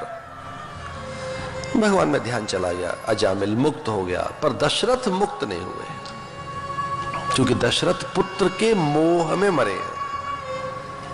दशरथ बेटे को याद कर रहे हैं, दशरथ मरते मरते पुत्र का स्मरण कर रहे हैं, अपने बेटे का। वो भयानक श्राप था श्रवण कुमार के माता पिता का, कि तू मरते समय अपने बेटे का ध्यान करेगा। तो जिसका पुत्र ब्रह्म हो वो स्वर्गवासी बना, वो स्वर्ग में गया। स्वर्ग में तो कभी भी जा सकते थे राजा दशरथ, स्वर्ग की तो एक बार उन्होंने सुरक्षा की, स्वर्ग में तो उनका बड़ा सम्मान था, स्वर्ग से तो उनके नित्य संवाद होते रहते थे। मरने के बाद वो स्वर्गवासी बने, स्वर्ग में गए, मुक्त नहीं हो सके। इसका अर्थ ये भी है कि हमारा ध्यान किस में है। तो पुत्र मोह इतना इतना हानि भी करता है, संतान का मोह इतनी हानि भी कर देता है। और गति कैसी हुई 4 पुत्र और एक नहीं है मरते समय पास। अब शव है, रानियां रोने लगी, एक भी पुत्र पास नहीं है। वनगमन दूसरा उसका अनुगमन करता है। तीसरा पुत्र ननिहाल में, चौथा उसका अनुसरण करता है। एक पुत्र पास नहीं। जिसके 4 बेटे हों और अंतिम श्वास ले रहा हो पिता, एक पास नहीं है बेटा। संस्कार करने के लिए एक बेटा नहीं है पास में।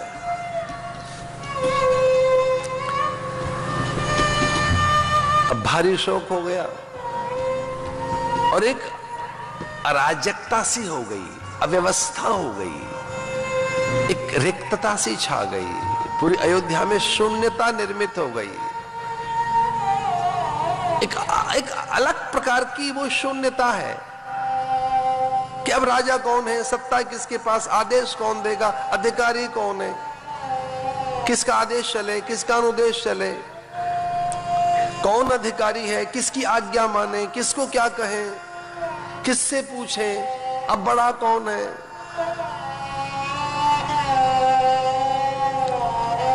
राजा के तो प्राण गए, पर अब वो राजा था भी नहीं। जिस राजा के प्राण चले गए वो सच में राजा तो रहा ही नहीं था। वो तो वचन दे चुका, वो राजा किसी और को बना चुका है। जिसकी घोषणा की गई थी उससे वापस ले ली गई सत्ता। जिसके लिए घोषणा की गई कि कल राम का राज तिलक होगा, तो प्रजा ये माने बैठी थी कि अब राजा होंगे राम। रात के बाद प्रभात हुई, भोर निकली, दिन नया आया, तो एक नया समाचार आया कि राजा जिसे बना रहे थे उसके लिए तो वनवास हो गया। तो अब राजा कौन है कि जी भरत के लिए राज्य हो गया। तो एक प्रकार से भरत अधिकारी है, पर वो अभी सत्ता उन्होंने संभाली नहीं है। जिसके लिए घोषणा की थी वो जंगल में, जिसके लिए सत्ता सौंप देनी चाहिए वो ननिहाल में, जिसके हाथों से सत्ता जानी चाहिए उसके प्राण चले गए। कैसी रिक्तता है, कैसी शून्यता है। एक प्रकार से कैसी विधि की रिक्तता। एक वैधानिक संकट कितना बड़ा है, एक कितना बड़ा वैधानिक संकट है। और ये एक प्रकार से ये अमंगल है, एक प्रकार से ये बड़ा मंगल है, ये बड़ी अशुभता है कि कोई मुखिया नहीं है, कोई प्रमुख नहीं है, एक परिवार का नहीं, एक पूरे देश का नहीं, पूरी धरती का स्वामी नहीं रहा। वो तो चक्रवर्ती सम्राट का मुकुट है जो माथे पे रखा जाएगा, तो पूरी धरती का ही स्वामी खो गया है। तो पूरी धरती पर शोक है, पूरी धरती पर पातक लग गया, पूरी धरती पर ही रिक्तता है। धन्य है उस समय के राजा, धन्य है उस समय की प्रजा, धन्य है उस समय के अधिकारी, प्रशासनिक अधिकारी। वे धन्य रहे होंगे सैन्य अधिकारी उस समय के। वो कितने महान रहे होंगे कि उन्होंने उस संकट के काल में सबसे बड़ा अब किसे मान लिया। अब कौन बड़ा है यहां। दशरथ के तो प्राण गए, राम का वनगमन हो गया, सत्ता जिसके लिए घोषित की गई है उसने भी संभाली नहीं है। बड़ा कौन है फिर, किसका आदेश माना जाएगा। वो सैन्य अधिकारी हो, वो प्रशासनिक अधिकारी हो, वो उच्च स्तरीय सचिव हो, वो बड़ी मंत्री परिषद हो, वो न्याय के उच्च स्तरीय न्यायविद और न्यायाधीश हो, या वो बड़े गुप्तचर और उनकी व्यवस्थाओं के शीर्षस्थ अधिकारी हो, या वो किंकर हो, दास हो, वो जो भी हो। उन सब लोगों ने एक मत से ये स्वीकार कर लिया कि अब जो मुखिया है हमारे यहां वो कोई और नहीं, गुरुदेव वशिष्ठ ही सबसे बड़े। अब जो है वो गुरुजू कहेंगे, अब जो गुरुदेव कहेंगे वो होगा। वो सुमंत्र हो, सचिव हो, सेवक हो, मंत्री परिषद हो, उच्च स्तरीय अधिकारी हो, जिनके पास उच्चाधिकार थे। कोई एक ऐसी अवस्था होती है ना, उच्चाधिकार, उसके लिए अब शब्द आ गया है, नए नए शब्द आ गए। कहीं कहीं तो सुप्रीमो है और कहीं हाई कमान है, उसके लिए नए नए शब्द आ गए सारे। कहीं कहीं तो सुप्रीमो शब्द आ गया है, कहीं हाई कमान आ गया है, राम जाने क्या क्या शब्द आ गए। लेकिन इसका एक ही अर्थ है, उच्चाधिकार, सर्वोच्च अधिकार। उच्चाधिकार किसके पास पहुंच गए? गुरुदेव वशिष्ठ के पास।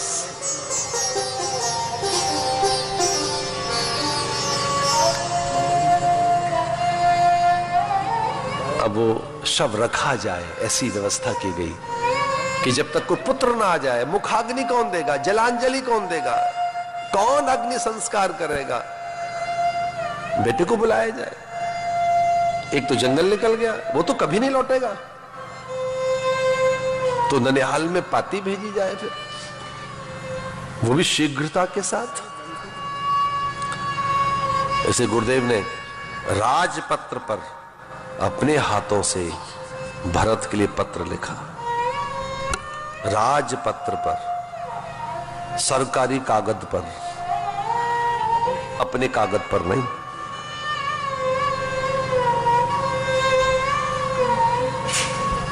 वो उनका लेटर हेड नहीं, वो राजपत्र, अयोध्या के शासक का वो, जिस पर वो आदेश लिखते होंगे दशरथ, वहां से जो अनुदेश, अध्यादेश, वहां से वो अधिनियम, वहां से जो आधिकारिक घोषणा की जाती होगी, वहां से जो आधिकारिक स्वर लिखे जाते होंगे कागज पर, उस पर लिखा जा रहा है। वो कितने संकट में रहे होंगे,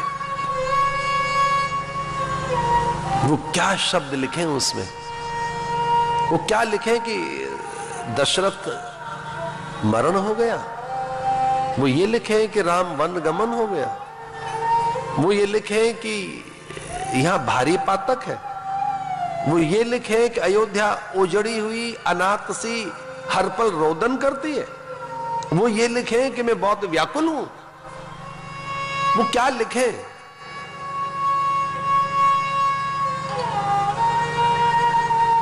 व्यवहार क्या कहता है? वो व्यवहार को संभाले, सारोकार संभाले, अपनी भावनाओं और संवेदनाओं पर नियंत्रण करें, कोई आधिकारिक उस पर क्या भाषा लिखे, समझ नहीं आ रहा है उनको। वो ये कैसे लिख सकते हैं कि तेरे पिता नहीं रहे? वो समाचार एकदम नहीं लिखा जा सकता। दूर देश में बैठा भरत, वो रो रो कर अपने प्राण दे देगा कि मेरे पिता नहीं रहे। वन गमन के समाचार सुनकर विचलित हो जाएगा, पता नहीं वो क्या सोच ले। पत्र में क्या लिखा जाना चाहिए? आजकल तुम्हारा भाषा के पर किस तरह से काट दिए हमने। एक नई व्यवस्था चल पड़ी है, टेक्स्ट मैसेजिंग। जो पहले पत्र लिखे जाते थे, अब वो पत्र तो लिखे नहीं जा रहे, अब तो मैसेजिंग है। और उसमें भी वो किस तरीके से छोटे छोटे बौने बौनजाई कर दी है शब्दों की, पर कतर दी है उनकी। अपने आप समझ लो, इन्फो यू, इसका मतलब है इन्फॉर्म यू, इंफॉर्मेशन, इन्फो। और कई लोग तो YOU भी नहीं लिखते, खाली यू, बौनजाई। इस हो सकता है कि मैसेजिंग से फास्ट कम्युनिकेशन आया हो, ये संचार की क्रांति हो, अथवा ये सूचना की तकनीक में अपनी अभिव्यक्ति को त्वरित और द्रुत गति से वहां तक पहुंचाने का एक सशक्त माध्यम हो। मैं इसका आदर करता हूं, लेकिन कहीं हमारी भाषा तो नहीं बिगड़ रही है। हम तत्काल तो प्रतिक्रिया नहीं दे रहे, हम झटपट तो पोस्ट नहीं कर रहे। अब तो जिस युग में मैं और आप जी रहे हैं, वो युग ही नया आ गया। पोस्ट एज है, ट्वीट एज है। ट्वीट कर दीजिए, पोस्ट कर दीजिए, तत्काल। उसके परिणाम क्या आएंगे? उसे संवेदनाएं कितनी चटक जाएंगी, दूसरे कितने भयभीत हो जाएंगे, कितनों को विस्मय हो जाएगा, कितने अधिक आहत हो जाएंगे, कितनों की पीड़ाएं बढ़ जाएंगी, कितनों की आंखें गीली हो जाएंगी, कुछ लोग कितने संशयी बन जाएंगे, कितना अधिक धर्म को धक्का लगेगा। इससे लेना देना क्या है भैया? पहले ऐसा नहीं था। बूढ़े माता पिता के सामने ऐसी बातें नहीं बताई जाती थी कि अब व्यापार में अधिक लाभ नहीं हो रहा है, बहुत दिनों से हानि हो रही है। ये वृद्ध माता पिता को नहीं बताया जाता था, ये रोगी को नहीं बताया जाता था, ये गर्भवती स्त्रियों को समाचार नहीं दिए जाते थे। ऐसे समाचार कि समाज में ये हुआ है, परिवार में ऐसा हुआ है, दूर देश में ऐसा हुआ है। गर्भवती स्त्रियों को बहुत से समाचार नहीं बताए जाते थे, कहीं ऐसा ना हो कि विचलित हो जाए वो। वृद्धों को, जो अधिक रोगी थे उनको, जो संवेदनशील चित्त के प्राणी थे उनको, अथवा परिवार की बहुत सी गोपनीयता छोटे शिशुओं के और बच्चों के सामने प्रकट नहीं की जाते थे, कभी नहीं। जो शिशु हैं, छोटे बच्चे हैं, उनके सामने क्या गोपनीयता भंग करें हम? परिवार की, परिजनों की, पुरजनों की निंदा नहीं करते थे पहले लोग छोटे बच्चों के सामने, कुमारियों के, तरुणियों के सामने, युवती युवकों के सामने, वृद्ध के सामने, अतिथि अभ्यागत आगंतुक के सामने। कितनी बार ऐसा होता है, मैं घरों में जाता हूं और वहां सीधे सीधे लोग उतर आते हैं, बुद्धू है, पढ़ता नहीं महाराज जी, ये बड़ा ऐसा है वैसा, ऐसे जरा पढ़ने के लिए कहो। भाई मैं अपरिचित हूं, वो अपरिचित है, पहली बार मैं आपके घर आया, नए नए ताजे ताजे संबंध हैं। दुर्गुण न बताओ ना बालक के, अवगुण मत बताओ, उसका दैन्य मत उजागर करो, उसकी दुर्बलताओं को प्रकट मत करो, उसकी 25 अच्छी बातें बताकर फिर ये कहो कि महाराज बालक बहुत अच्छा है, विनयी है, आज्ञाकारी है, सेवा भावी है, सद्गुण है इसके पास, बहुत अच्छा बालक है, महाभाग्यवान बालक है। और धीरे से फिर सरकाई ये बात कि इसको पढ़ने के लिए भी कह दिया करो। ये चाइल्ड साइकोलॉजी है, झटपट आप कोई भी बात कह रहे हैं, क्यों कह रहे हैं उसकी बात? कोई झटपट आपके दुर्गुण बताने शुरू कर दे, आपको कैसा लगेगा? ये बहुत ऐसी चीजें हैं जो अब खोती जा रही हैं। हमको लेना देना क्या पड़ोसी के दर्द से? अपने को तो जागरण करना है, हमारे उत्सव है, तीज है, त्योहार है, रात भर डीजे बजाएंगे हम, तो दूसरों से क्या लेना देना हमको? हमारी कम्युनिटी का उत्सव है, हमारे संप्रदाय, हमारे समुदाय का उत्सव है, हम लोगों के आश्रम है भैया, वहां भी माइक होते होंगे, उनके समय है। ऐसा नहीं है कि वो कब और कितने बजने चाहिए। संवेदनशील बनो ना परिवार के प्रति, समाज के प्रति, संबंधियों के प्रति। अब कठिनाई सब देखिए गुरु की, क्या कठिनाई है। मैं गुरु की कठिनाई पर चर्चा कर रहा हूं कि गुरु कितने संकट में है। गुरुओं का संकट तो देखो आप, वो लिखे क्या? वो ये लिखते सीधा कि तेरे पिता का मरण हो गया, राम का वन गमन हो गया, मंथरा ने विष बीज बोया है, कई का कुचक्र लिखे उसमें, सुमंत्र की व्यथा लिखे उसमें, अपनी कठिनाई लिखे गुरु उसमें। कभी एक ऐसी भाषा, कभी एक ऐसा विचार जो सबको बांध ले, जो सबको स्वस्थ करे, ढाढ़स बांध दे, सांत्वना बन जाए, अवलंब बन जाए, आश्रय बन जाए, परिवार और समाज, देश, राष्ट्र के लिए वो एक आधार बन जाए। गुरुओं को ऐसी भाषा बोलनी होती है। एक पक्ष नहीं होते गुरु, वो एक व्यक्ति के लिए नहीं होते, वो एक जाति के लिए नहीं होते, वो एक संप्रदाय के लिए नहीं होते। गुरुओं को बहुत ढंग से जीना होता है। फिर वो अपने सपने, अपनी कामनाएं और अपने भीतर के जो उन्हें अच्छे लगते हैं भाव, उन्हें धकेल देते हैं कि जैसे समाज का, परिवार का, राष्ट्र का भला हो, मुझे वैसा सोचना चाहिए। तो गुरु जी ने पत्र लिखा, राजपत्र पर, प्रिय भरत,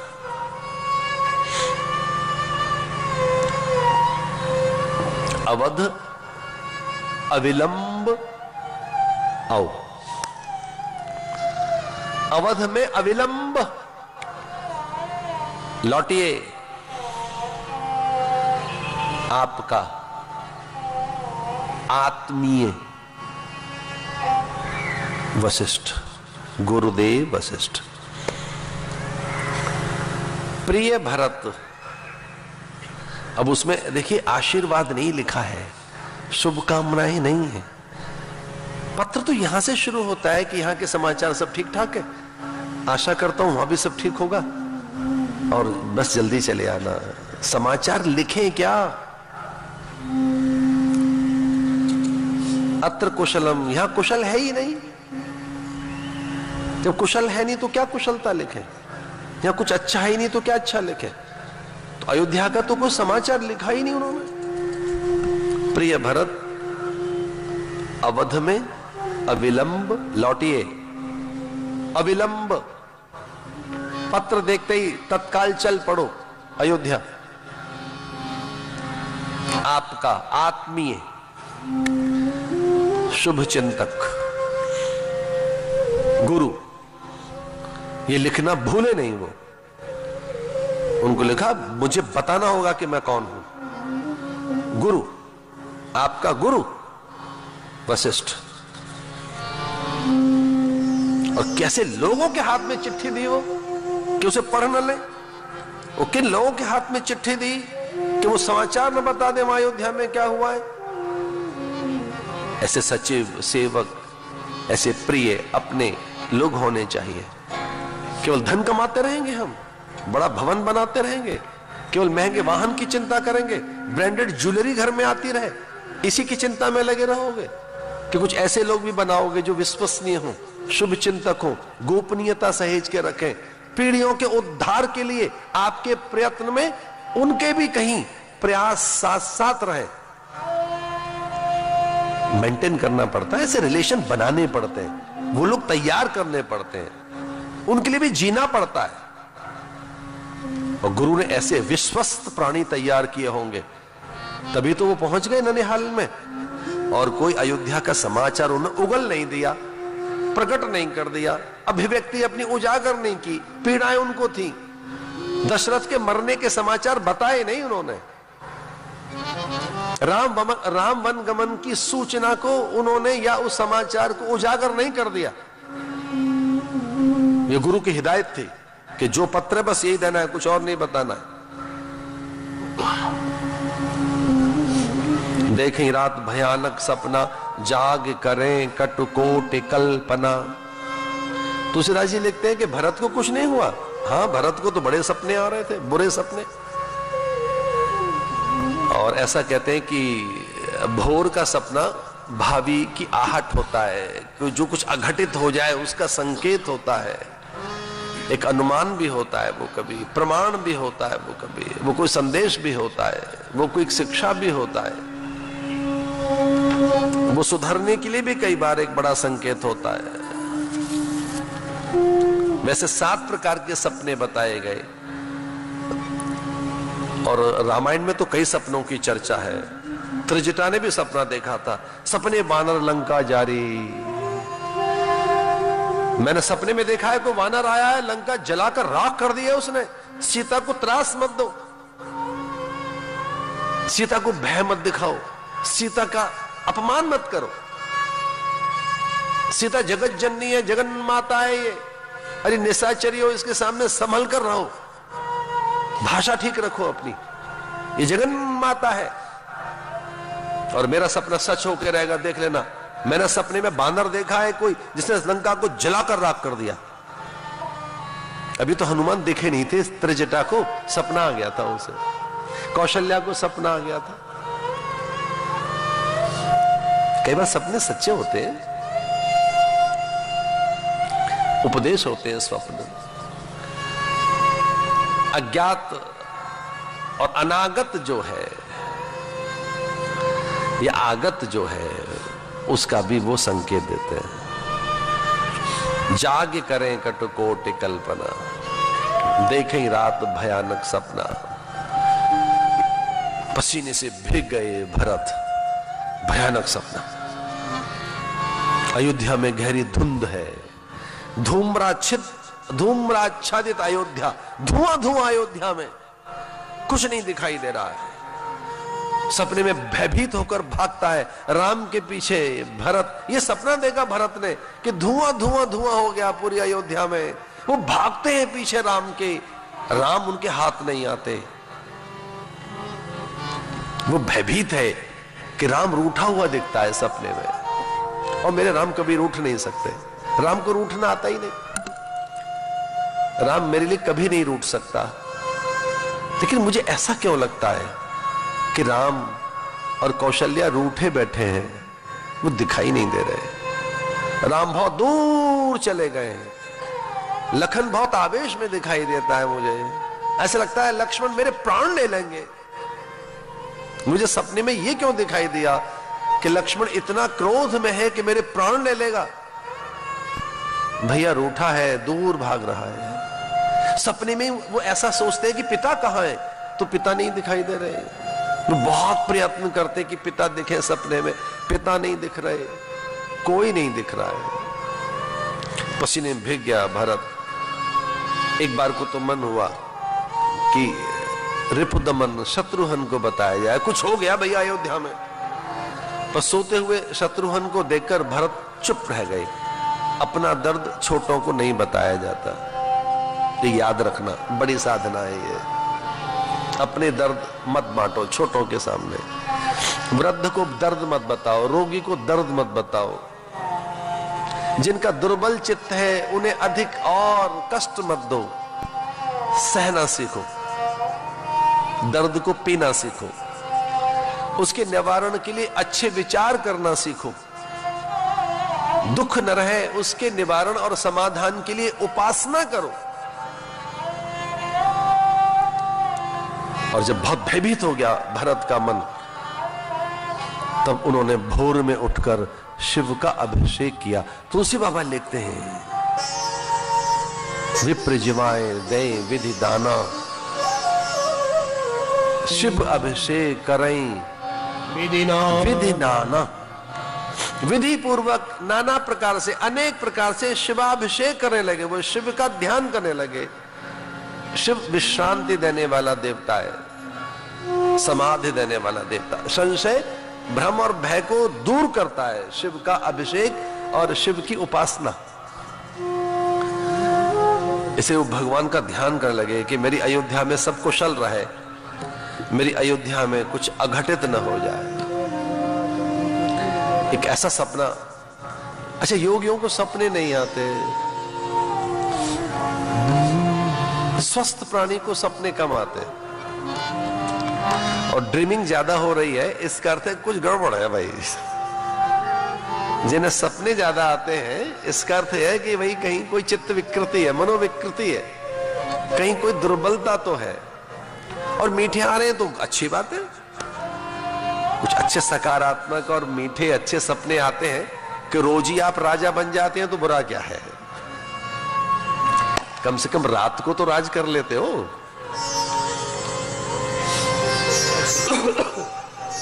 लेकिन रात में भयानक सपने आए तो ये तो बहुत बुरी बात है कि जो रात चैन से बीतनी चाहिए वो दुख में बीतती है। ये भी तो घाटा है ना सपने का। और स्वप्न तो इतने बेढंगे होते हैं कि जो मन के विकार हैं, मनोविकृतियां हैं, जो मन का द्वेष है, जो मन में आवेश है, जो मन में दमित और छुपा हुआ काम है, वो जग जाता है स्वप्न में। तो स्वप्न में अनेक प्रकार के दोष, अनेक प्रकार के विकार, अनेक प्रकार के दुर्गुण और अनेक दुष्प्रवृत्तियां जगती हैं।